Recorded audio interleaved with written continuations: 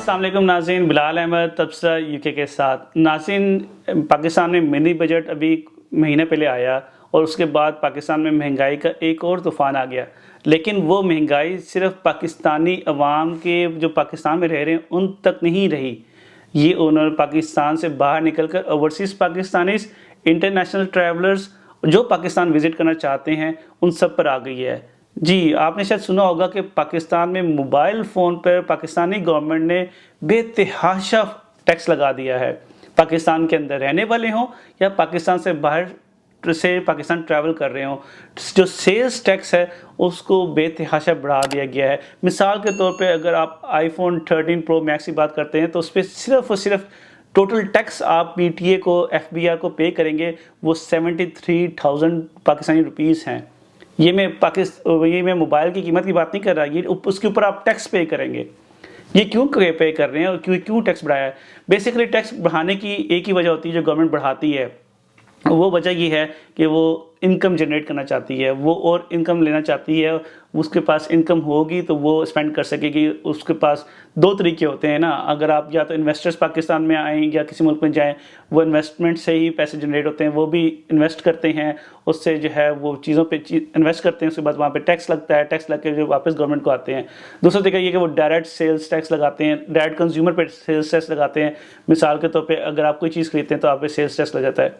तो गवर्नमेंट का यही एक मकसद है कि वो ये चाह रही है कि टैक्स लगाते जाओ, और उसकी वजह से मैं देख रहा था फेसबुक पे, ट्विटर पे जितनी पोस्ट देख रहा था, गवर्नमेंट को जो है ना, पीटीए को और इमरान खान की गवर्नमेंट को जो है ना, लोग बहुत दुआएं दे रहे हैं, अल्लाह माफ़ी करे।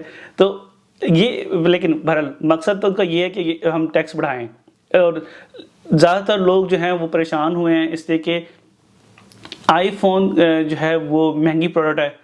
एप्पल की प्रोडक्ट्स जो हैं आईफोन वो महंगी हैं, सैमसंग और बाकी प्रोडक्ट्स जो हैं वो रिलेटिवली सस्ती हैं, तो उस पर कम टैक्स लगेगा कंपेयर टू आईफोन।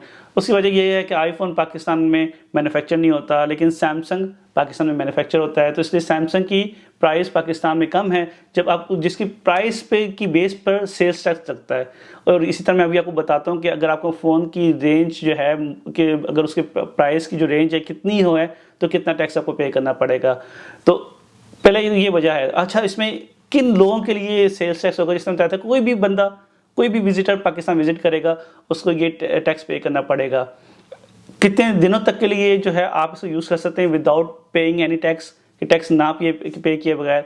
तो आप 60 दिन तक जो है पाकिस्तानी सिम डालकर अपने फ़ोन को जो आप पाकिस्तान से बाहर ख़रीदा हो आप उसको पाकिस्तान में यूज़ कर सकते हैं। 60वें दिन के बाद आपको जो है वो मैसेज आ जाएगा कि आपका फ़ोन ब्लॉक हो रहा है, और उसको खुलवाने का एक ही तरीका होगा कि आप जाएं और जाके अपना टैक्स पे करें, अगर आपने एक दिन भी मज़ीद उस फ़ोन को पाकिस्तान की सिम डाल के यूज़ करना है। अच्छा, फिर सवाल ये पैदा होता है कि क्या ये जो 60 दिन हैं क्या वो पर विज़िट होंगे, पर ईयर होंगे? तो ऐसा नहीं है। ये 60 दिन आपको जो मिलेंगे सिर्फ उस फ़ोन के मिलेंगे। बेशक वो फ़ोन आप जो है वो 10 दिन यूज़ करें, वापस चले जाएं अपने मुल्क में, पाकिस्तान से वापस चले जाएं तो 50 दिन रह जाएंगे, दोबारा आएंगे 20 दिन यूज़ किया तो 20 दिन और निकल जाएंगे, 10 दिन पहले के थे तो 30 दिन निकल गए, 30 दिन रह जाएंगे। तो वो टोटल आपके 60 डेज उस फ़ोन पे दिए गए हैं फॉर लाइफ, ठीक है।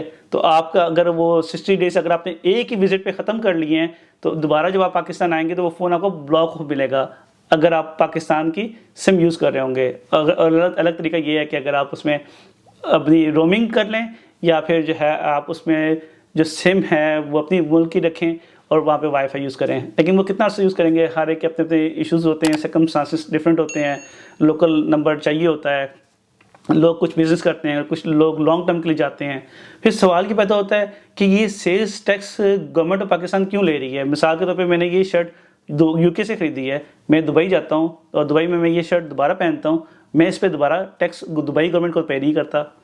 फिर ये कि अगर कोई पाकिस्तान में सैमसंग फ़ोन ख़रीदता है या कोई भी फ़ोन ख़रीदता है, वो यूके आता है, यूके आके वही फ़ोन यूज़ करता है, सिर्फ सिम निकालता है और दूसरी सिम डाल लेता है, वो यूके आके दोबारा तो टैक्स पे नहीं करता। तो फिर ये पाकिस्तानी गवर्नमेंट की ये लॉजिक तो समझ नहीं आई है। फिर ये देखें कि बहुत सारे विजिटर्स होते हैं पाकिस्तान में जो 60 दिन से ज़्यादा भी रह रहे होते हैं। मिसाल के तौर पर कोई 2 महीने के प्रोजेक्ट पे आए होते हैं, कोई 3 महीने के प्रोजेक्ट पे आए होते हैं, कोई 6 महीने के प्रोजेक्ट पे आए होते हैं। किसी के पाकिस्तान में बिज़नेस ऐसे चल रहे होते हैं कि उसको साल में 2-3 दफ़ा जाना पड़ता है, और उसके पास 1-2 से ज़्यादा फ़ोन भी हो सकते हैं, या क्या पता एक फ़ोन यूज़ किया, अगले साल उसने फ़ोन चेंज कर लिया। तो जब भी फ़ोन चेंज करेगा तो उसको हर फ़ोन के लिए, अगर वो 60 दिन से ज़्यादा पाकिस्तान में रह रहा है, तो उसको अपना टैक्स पे करना पड़ेगा पाकिस्तान में। अब ये जो आईफ़ोन की सिर्फ बात करें ना, तो मैं आपको बताता हूँ कि आईफ़ोन में कितना आपको टैक्स पे करना पड़ेगा सिर्फ आईफ़ोन की रेंज पे। आईफ़ोन की रेंज पे आपको 13 प्रो मैक्स जिस समय बताया था 73,819 आपको टैक्स पे करना पड़ेगा। अगर 13 प्रो है तो 72,839 पे करना पड़ेगा पाकिस्तानी रुपीज़ में। फिर अगर आईफ़ोन 10 से 12 सीरीज़ है तो 69,814 टैक्स पे करना पड़ेगा। 8 एंड 8 प्लस है तो 49,118 टैक्स पे करना पड़ेगा, और 7 एंड 7 प्लस है तो 36,554 टैक्स पे करना पड़ेगा। तो ये जो टैक्स की रेंज है सिर्फ आईफोन्स के लिए। लेकिन अगर आपका कोई और फ़ोन है, मिसाल के तौर पे सैमसंग है या एलजी है, नोकिया है, तो आपको खुद देखना है कि यार कि मेरे फ़ोन पे टैक्स कितना बनता है अगर आप पाकिस्तान जा रहे होते हैं। तो उसका तरीका ये है कि आप ये चार्ट दिया गया है, इसमें आपको रेंज बताई गई है कि अगर आपका $30 से तक का फ़ोन है तो उस पर 550 रुपये जो हैं आपको पे करने होंगे। और अगर इस तरह 200 से $350 का फ़ोन है तो उस पर 14,661 प्लस 17% सेल्स टैक्स।